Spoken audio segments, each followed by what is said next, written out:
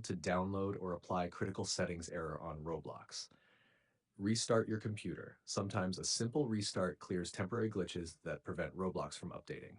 Check internet connection. Ensure your connection is stable. Avoid using VPNs or proxy servers, they can block Roblox servers. Clear Roblox cache.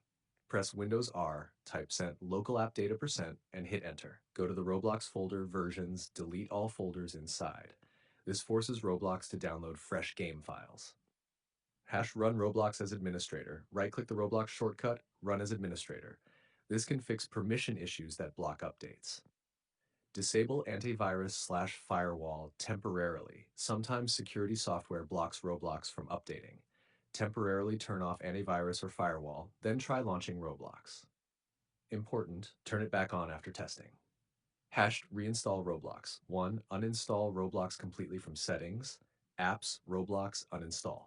2. Delete leftover folders, cease users your name, app data, local Roblox. 3. Download the latest Roblox installer from the official site and reinstall.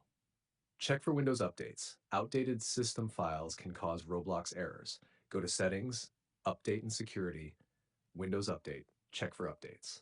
Flush DNS optional. Press Windows R, type Command, press Enter.